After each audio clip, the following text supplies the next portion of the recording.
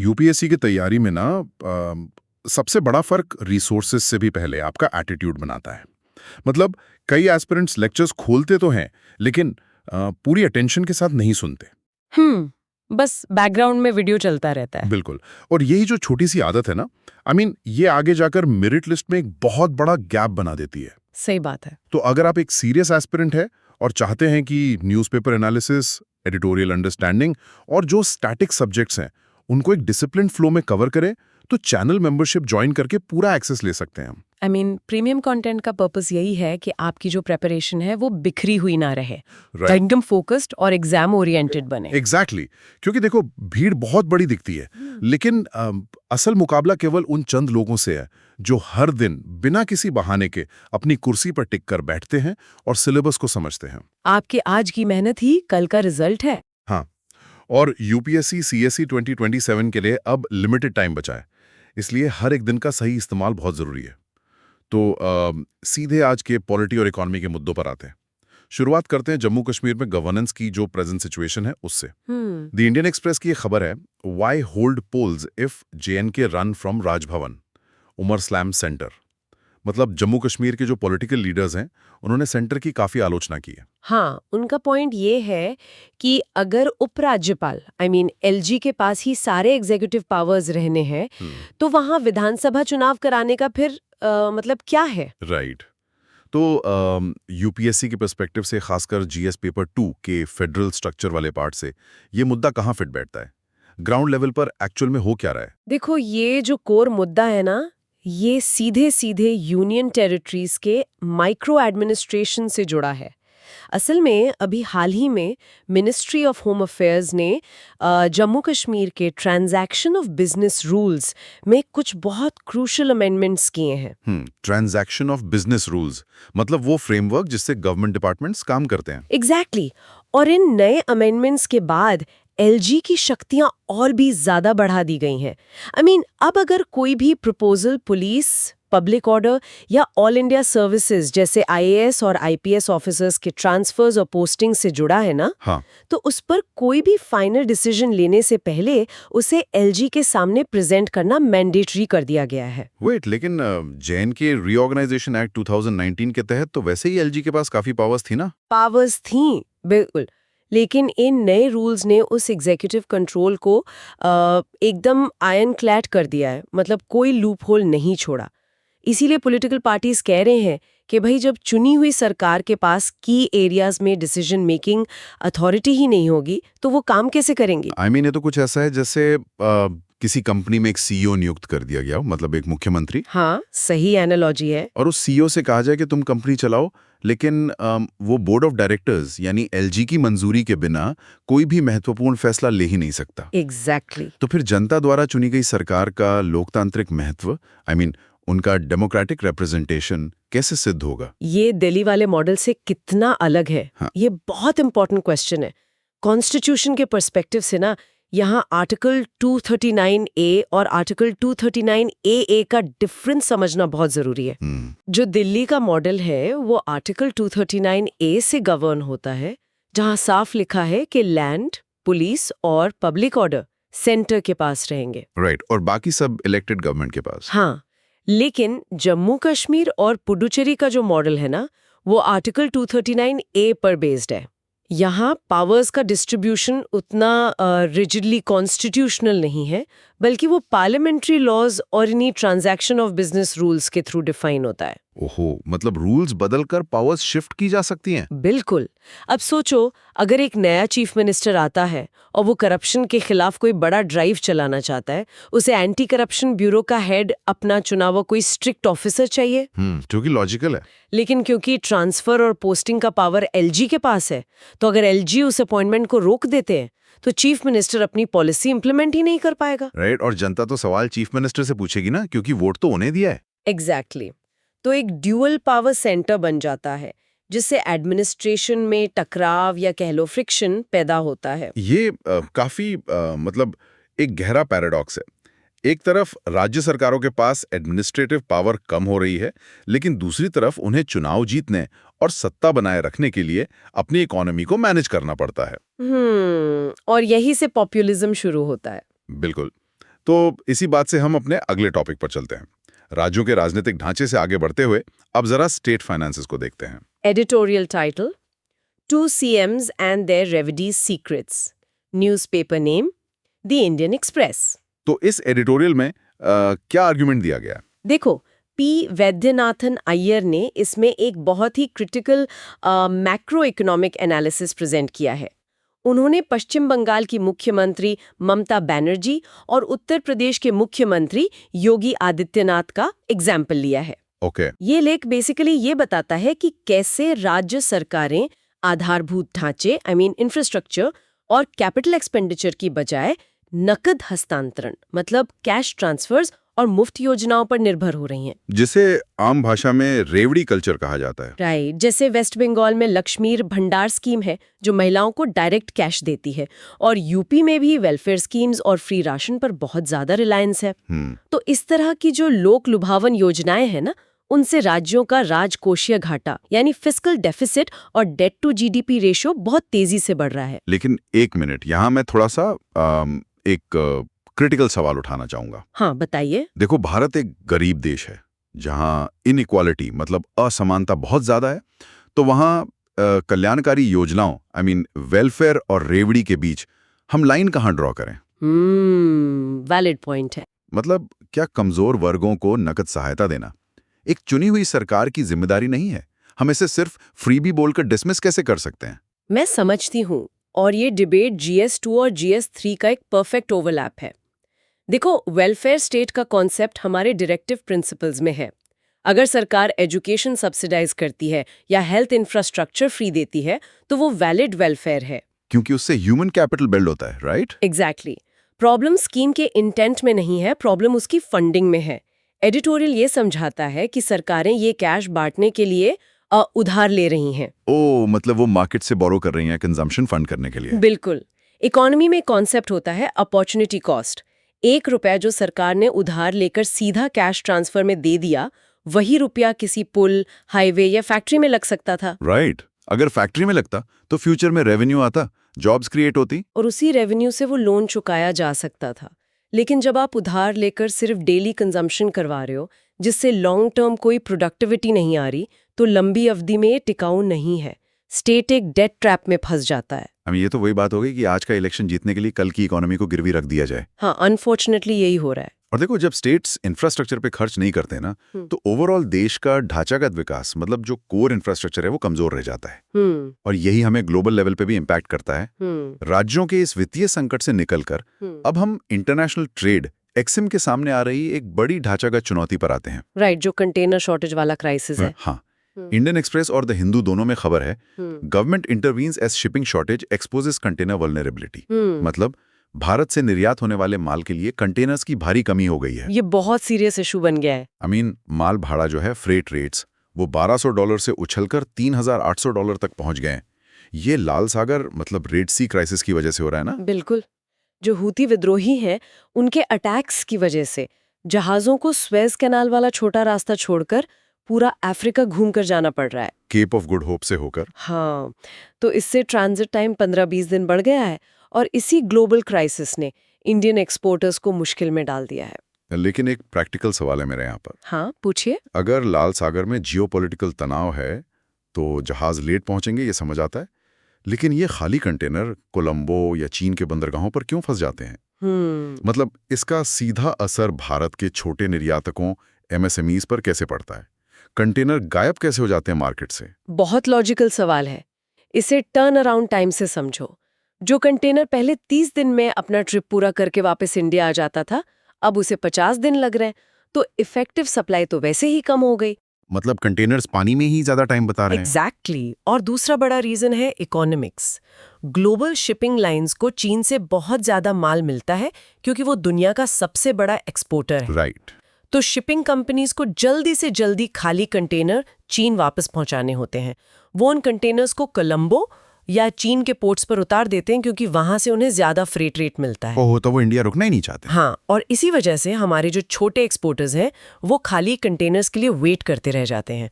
अब finally ministry of ports, shipping and waterways को इसमें इंटरवीन करना पड़ा है। सरकार क्या स्टेप्स ले रही है फिर? वो डोमेस्टिक कंटेनर मैन्युफैक्चरिंग को बढ़ावा दे रहे हैं और शिपिंग कॉरपोरेशन ऑफ इंडिया की भूमिका को और एक्सपैंड करने की बात हो रही है ताकि हम पूरी तरह से विदेशी कंपनियों पर डिपेंडेंट ना रहें। ये एक वेकअप कॉल है हमारे इंफ्रास्ट्रक्चर के लिए। बिल्कुल। अब देखो, इंटरनेशनल व्यापार में जब तनाव आता है तो एक्सपोर्ट गिरता है, एमएसएमईज को नुकसान होता है और अल्टीमेटली लोगों की नौकरियां और इनकम पर असर पड़ता है।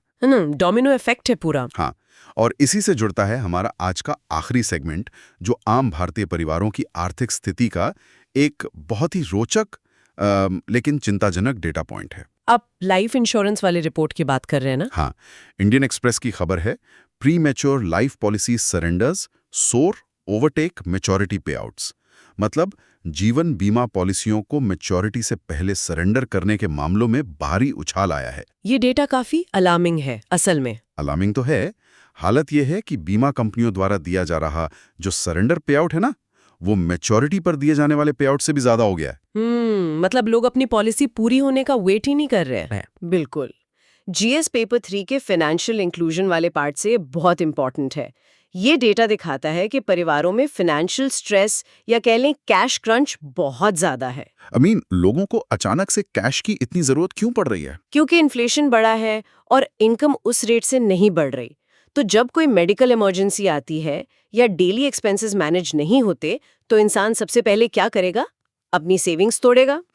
भले ही उस पर पेनल्टी क्यों ना लगे। हाँ, और इसमें एक दूसरा बड़ा फैक्टर है मिस सेलिंग का। Miss selling? वो कैसे काम करता है यहाँ? देखो, इंश्योरेंस एजेंट्स को पॉलिसी बेचने पर फर्स्ट ईयर में बहुत हाई कमीशन मिलता है, तो वो अक्सर लोगों को, खासकर रूरल या लोअर मिडिल क्लास को, ऐसी पॉलिसी बेच देते हैं जिसका प्रीमियम वो लॉन्ग टर्म में अफोर्ड ही नहीं कर सकते।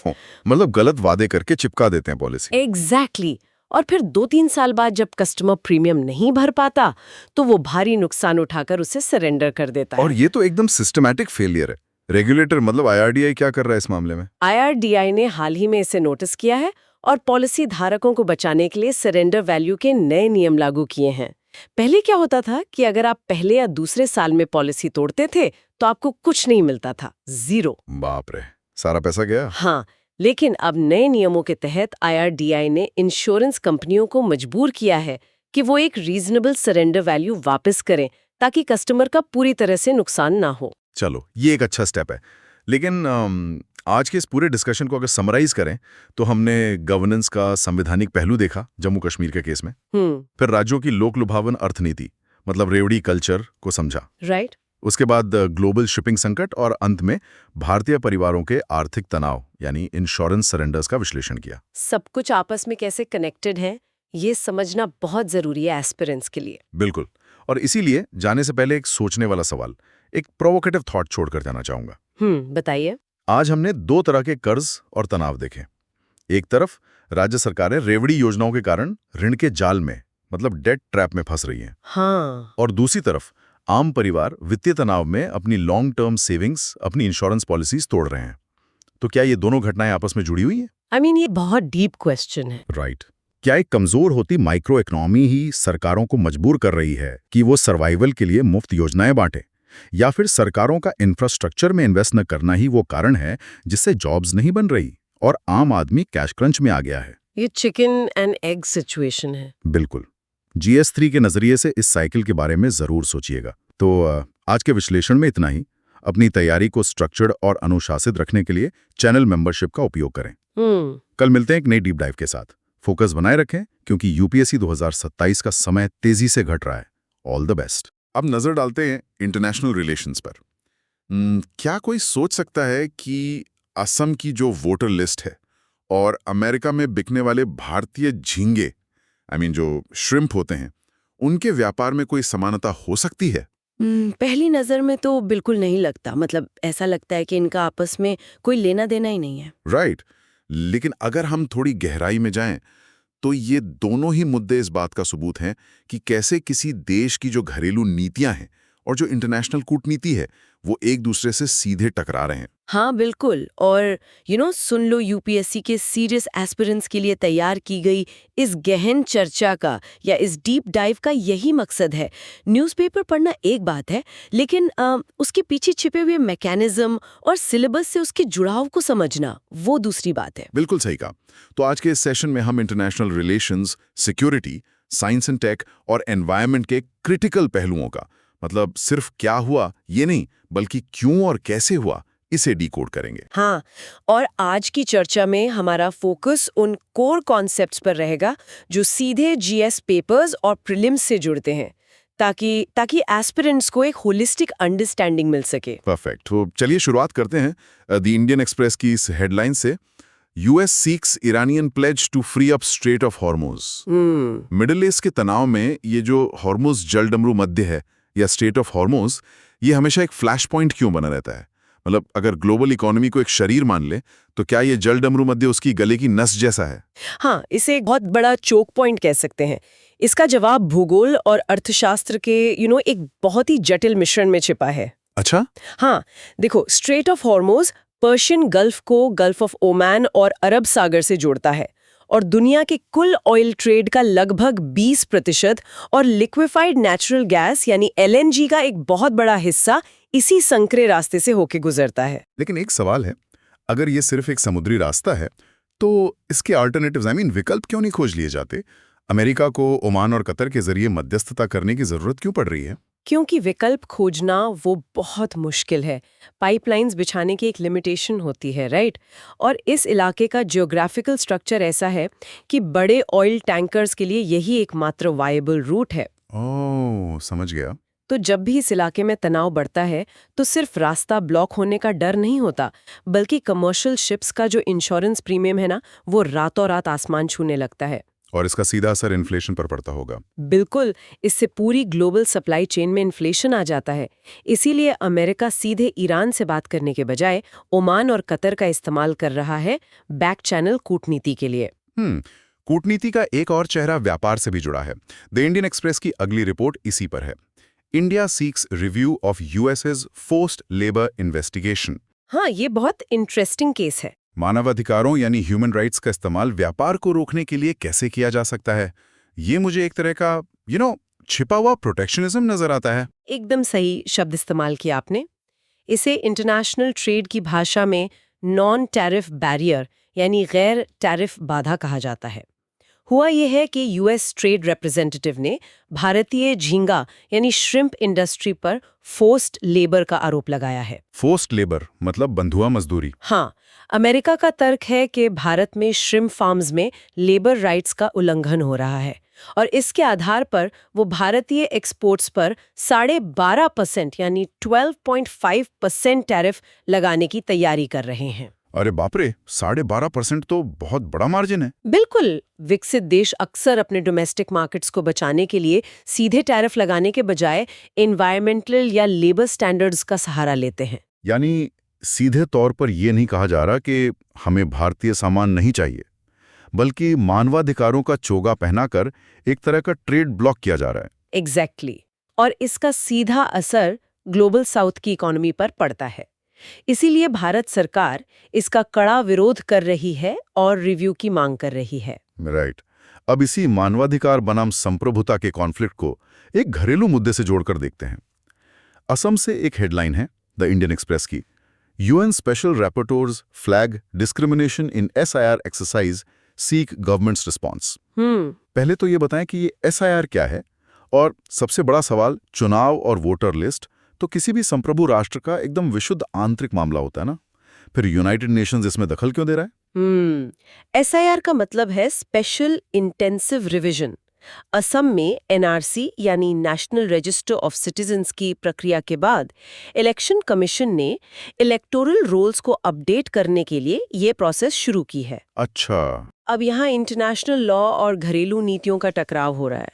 यूएन के 3 स्पेशल दूतों ने, जिन्हें रैपोर्टर्स कहते हैं, उन्होंने चिंता जताई है कि इस प्रक्रिया में भाषाई और धार्मिक अल्पसंख्यकों को वोटर लिस्ट से बाहर किया जा सकता है, विशेषकर बंगाली मुसलमानों को। हाँ, उनकी रिपोर्ट में ऐसा कहा गया है। यूएन का दखल इसलिए होता है क्योंकि अंतर्राष्ट्रीय स्तर पर स्टेटलेसनेस यानी राज्य विहीनता को रोकने के लिए कई कन्वेंशंस हैं। लेकिन यहाँ एक विरोधाभास नजर आता है।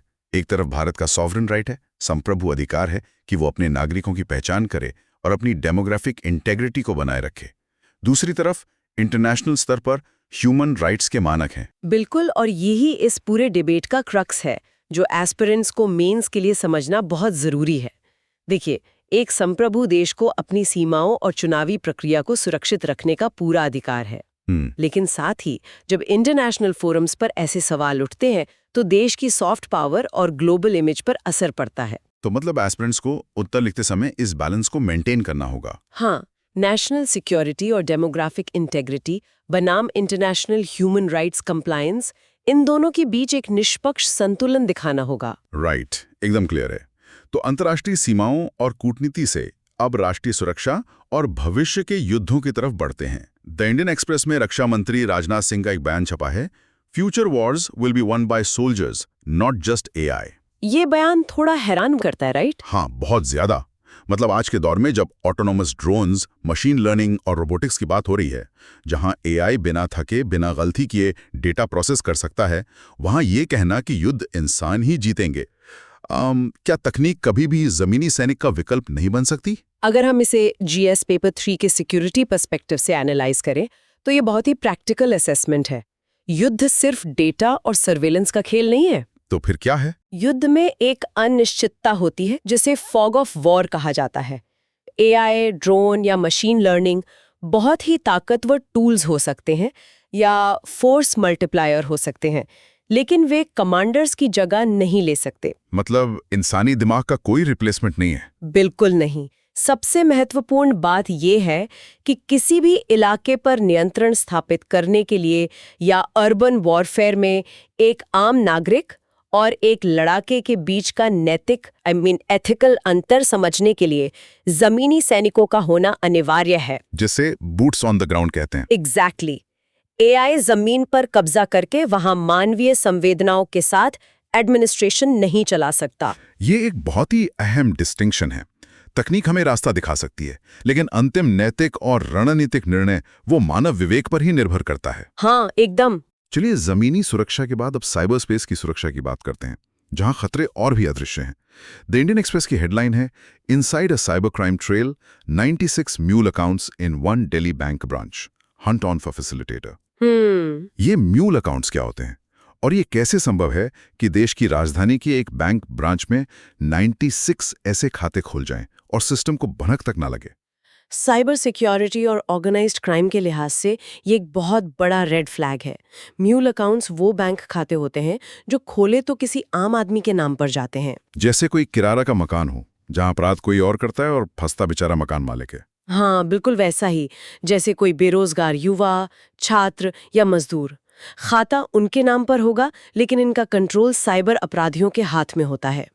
अपराधियों द्वारा इन्हें थोड़े से पैसों का लालच देकर उनके पैन और आधार कार्ड का इस्तेमाल किया जाता है। अच्छा, और फिर जब कोई ऑनलाइन फ्रॉड होता है तो पीड़ित का पैसा सीधे इन म्यूल अकाउंट्स में ट्रांसफर होता है? हाँ, और फिर यहाँ से मनी लॉन्ड्रिंग का खेल शुरू होता है। लेकिन इसमें बैंकिंग सिस्टम की विफलता कहाँ है?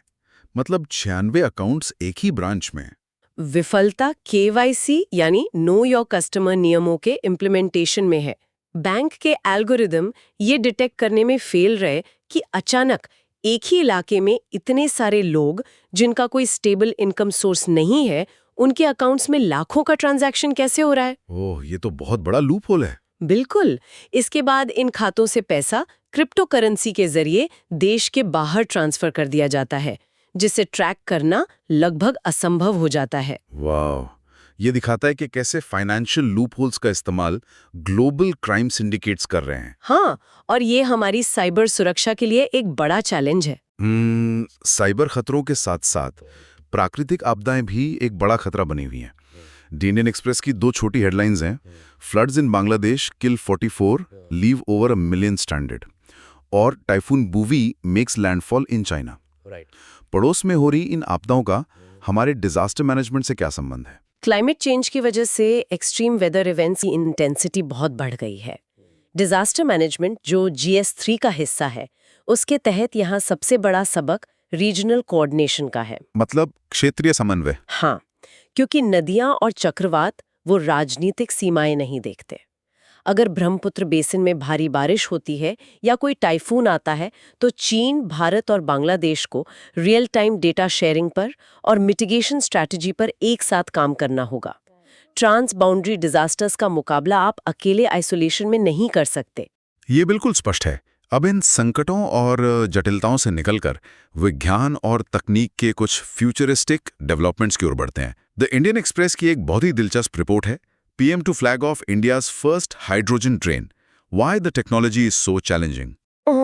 ये एक बहुत बड़ा कदम है। हाइड्रोजन ट्रेन को ट्रांसपोर्टेशन का भविष्य कहा जा रहा है। अगर इसके इमिशन में सिर्फ पानी की भाप निकलती है तो ये पर्यावरण के लिए तो वरदान है। बिल्कुल। लेकिन मेरा सवाल ये है कि अगर हमारे पास पहले से ही इलेक्ट्रिक ट्रेनें हैं तो हाइड्रोजन पर इतना जोर क्यों दिया जा रहा है, और इसके कमर्शियल उपयोग में असली अड़चन क्या है? देखिए, इलेक्ट्रिक ट्रेनें बेहतरीन है, लेकिन उनके लिए पूरे ट्रैक पर ओवरहेड वायर्स का इंफ्रास्ट्रक्चर बिछाना पड़ता है, जो दूर दराज के पहाड़ी या जंगली इलाकों में बहुत मुश्किल और महंगा होता है। अच्छा, तो हाइड्रोजन ट्रेनें वहां काम आएंगी? हाँ, हाइड्रोजन फ्यूल सेल ट्रेनें वहां काम आती है जहां इलेक्ट्रिफिकेशन संभव नहीं है। ये ट्रेनें हाइड्रोजन गैस और ऑक्सीजन के बीच केमिकल रिएक्शन करवाकर अपनी बिजली खुद बनाती है। Wow, that's amazing. लेकिन फिर चैलेंज क्या है? सबसे बड़ी चुनौती हाइड्रोजन के स्टोरेज की है, जो इसकी वॉल्यूमेट्रिक एनर्जी डेंसिटी से जुड़ी है। Volumetric energy density? इसे थोड़ा सिंपल टर्म्स में समझाएं तो? इसका मतलब है कि गैस बहुत ज्यादा जगह घेरती है। बिल्कुल। एक भारी भरकम ट्रेन को खींचने के लिए जितनी ऊर्जा चाहिए उतनी हाइड्रोजन गैस भरने के लिए तो शायद ट्रेन से भी बड़े टैंक लगाने पड़ जाएंगे। अरे बाप रे, तो फिर इसका हल क्या है? इसीलिए हाइड्रोजन को गैस के बजाय लिक्विड यानी तरल रूप में स्टोर करना पड़ता है, और यहीं से असली इंजीनियरिंग नाइटमेयर शुरू होता है। वो कैसे? हाइड्रोजन को लिक्विड फॉर्म में बदलने और बनाए रखने के लिए -253 डिग्री सेल्सियस का तापमान चाहिए होता है। Wait, -253 degree Celsius? हाँ, -253 डिग्री सेल्सियस। अब सोचिए, भारत जैसे देश में जहां गर्मियों में बाहर का तापमान 45-50 डिग्री तक पहुंच जाता है, वहां एक चलती हुई ट्रेन के अंदर क्रायोजेनिक टैंक्स में इतना कम तापमान मेंटेन करना तकनीकी रूप से बहुत ही जटिल और आर्थिक रूप से बेहद महंगा है। ओहो, तो तकनीक उपलब्ध होने के बावजूद इसका कमर्शियल स्केल अप एक बहुत बड़ा चैलेंज बना हुआ है। एग्जैक्टली। चलिए तकनीक की एक और बड़ी छलांग की बात करते हैं। द हिंदू की हेडलाइन है, Indian lab designs quantum algorithm to beat computers. Quantum computing आजकल बहुत न्यूज में है। हाँ, अगर इसे एक एनालॉजी से समझना हो तो मान लीजिए कि एक बहुत बड़ी भूल भुलैया है, एक मेज है।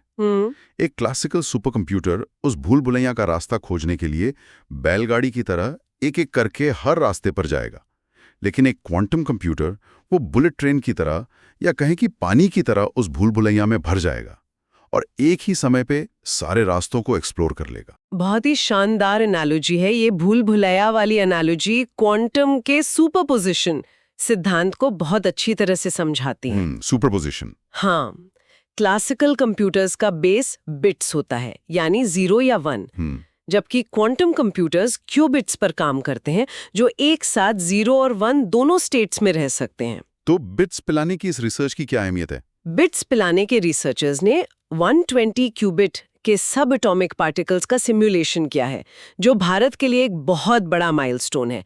इससे हम क्वांटम एडवांटेज की तरफ बढ़ रहे हैं। और ये क्वांटम एडवांटेज क्या होता है? यह वह स्थिति है जहां एक क्वांटम कंप्यूटर किसी ऐसी जटिल समस्या को हल कर दे जिसे दुनिया का सबसे शक्तिशाली सुपर कंप्यूटर भी व्यवहारिक समय सीमा में हल न कर सके। लेकिन इसके जियोपॉलिटिकल और सिक्योरिटी से जुड़े परिणाम क्या होंगे? मतलब ये खतरनाक भी तो हो सकता है। इसके परिणाम दुनिया को बदल देने वाले होंगे। आज दुनिया का पूरा बैंकिंग सिस्टम, मिलिट्री कम्युनिकेशन और डेटा RSA इंक्रिप्शन पर सुरक्षित है। एक क्लासिकल कंप्यूटर को इस इंक्रिप्शन को तोड़ने में हजारों साल लग सकते हैं, लेकिन क्वांटम कंप्यूटर, एक फुली डेवलप्ड क्वांटम कंप्यूटर इसे कुछ ही घंटों में क्रैक कर सकता है। जिस भी देश ने सबसे पहले क्वांटम एडवांटेज हासिल कर लिया, वो तकनीकी रूप से दुनिया के बाकी सभी देशों की डिजिटल सुरक्षा को भेद सकता है। बाप रे, ये जितना अद्भुत है उतना ही डरावना भी है। इसीलिए भारत समेत पूरी दुनिया इस रेस में आगे निकलने की कोशिश कर रही है। बिल्कुल। साइंस और टेक की इन ऊंचाइयों की बात करने के बाद ये देखना भी जरूरी है कि हमारे इन बड़े-बड़े इंफ्रास्ट्रक्चर प्रोजेक्ट्स का प्रकृति पर क्या असर हो रहा है। द हिंदू की एक रिपोर्ट है, dams make reverse warmer downstream, satellite data.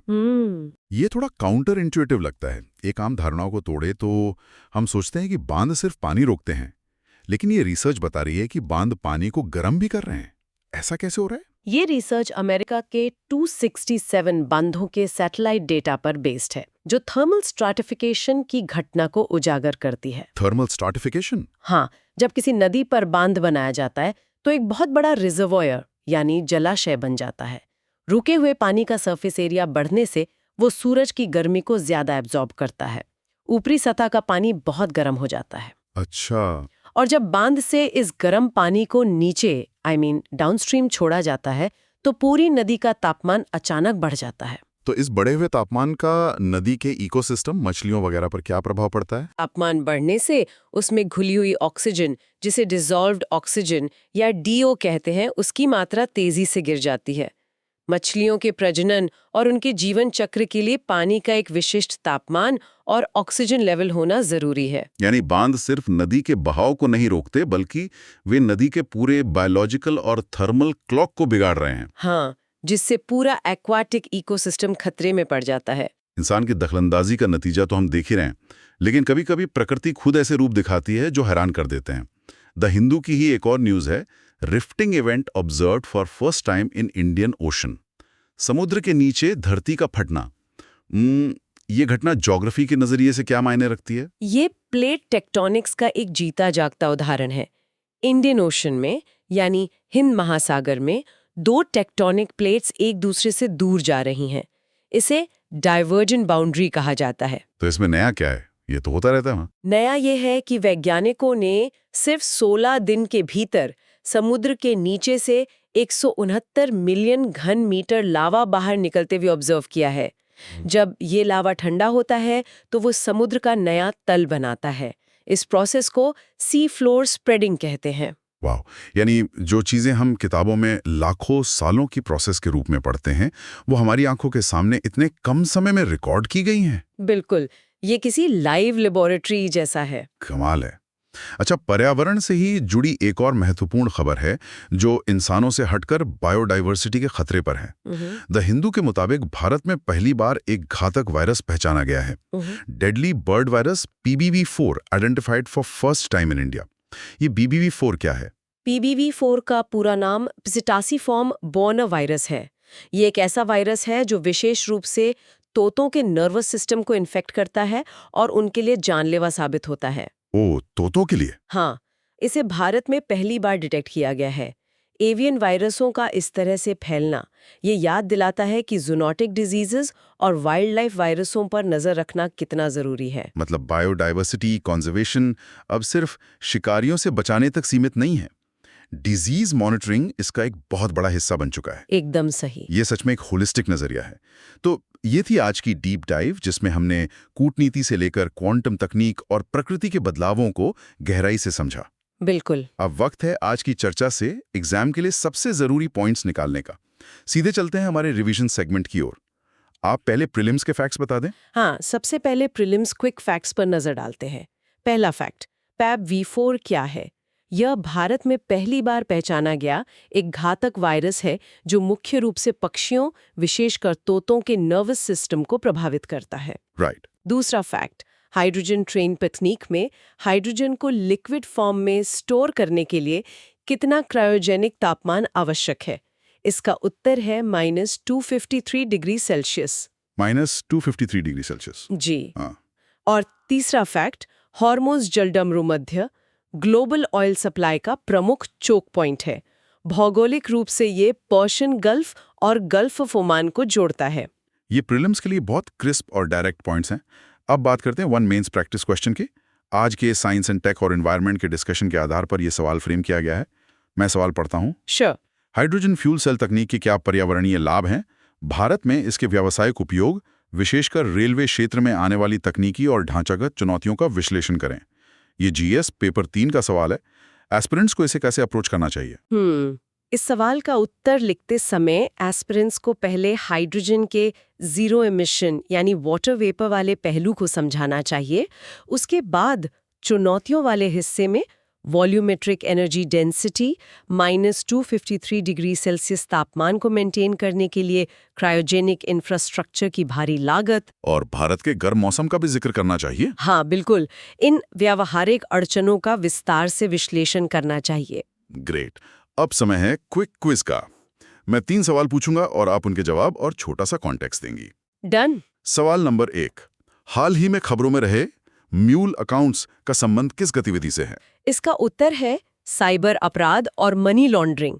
अपराधियों द्वारा भोले भाले लोगों के केवाईसी दस्तावेजों का इस्तेमाल करके खोले गए ये खाते अवैध धन को क्रिप्टो के जरिए लॉन्डर करने के काम आते हैं, जो हमारे बैंकिंग सिस्टम की खामियों को उजागर करता है। परफेक्ट। सवाल नंबर 2, हाल ही में किस महासागर में रिफ्टिंग इवेंट यानी दरार पड़ने की घटना पहली बार लाइव ऑब्जर्व की गई है? इसका उत्तर है हिंद महासागर यानी इंडियन ओशन। यहाँ डाइवर्जेंट बाउंड्री के कारण भारी मात्रा में लावा निकला, जिसे सी फ्लोर स्प्रेडिंग के प्रोसेस को समझने के लिए एक बड़ी घटना माना जा रहा है। और आखिरी सवाल, सवाल नंबर 3, क्वांटम एडवांटेज शब्द किस तकनीक से जुड़ा है? ये क्वांटम कंप्यूटिंग से जुड़ा है। यह वह अवस्था है जब एक क्वांटम कंप्यूटर किसी ऐसी समस्या को हल कर देता है जिसे क्लासिकल सुपर कंप्यूटर्स हल नहीं कर सकते। भारत में बिट्स पिलाने की 120 क्यूबिट रिसर्च इसी दिशा में एक कदम है। बेहतरीन।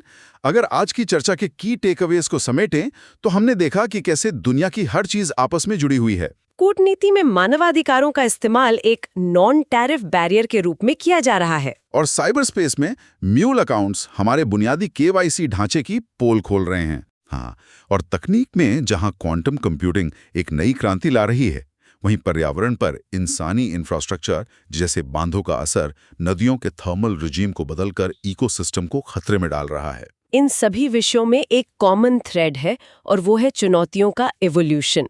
चाहे वो अंतर्राष्ट्रीय स्तर पर स्टेटलेसनेस की बहस हो या हाइड्रोजन ट्रेन को जमीन पर उतारने की क्रायोजेनिक चुनौती, एक सिविल सर्वेंट के रूप में इन कनेक्टिंग डॉट्स को पहचानना और उनका विश्लेषण करना ही सबसे महत्वपूर्ण कौशल है। ये एक परफेक्ट निष्कर्ष है।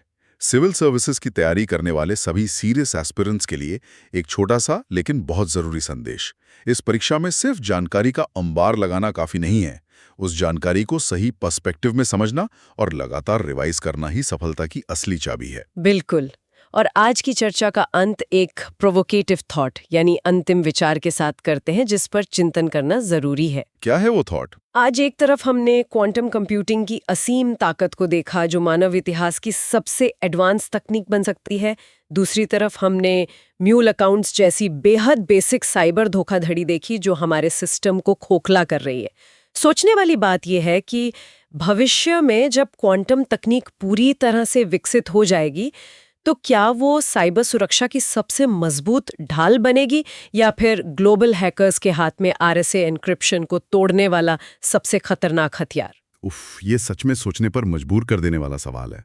तकनीक जितनी शक्तिशाली होगी, उसके खतरे उतने ही गहरे होंगे। खैर, अगर एस्पिरेंट्स को ये गहन चर्चा लाभदायक लगी हो तो सुन लो यूपीएससी चैनल को जरूर सब्सक्राइब करें। और जो मेंस का सवाल आज डिस्कस किया गया है, उसका जवाब कमेंट सेक्शन में लिखकर अपनी प्रैक्टिस जारी रखें। पढ़ते रहिए और गहराई से समझते रहिए।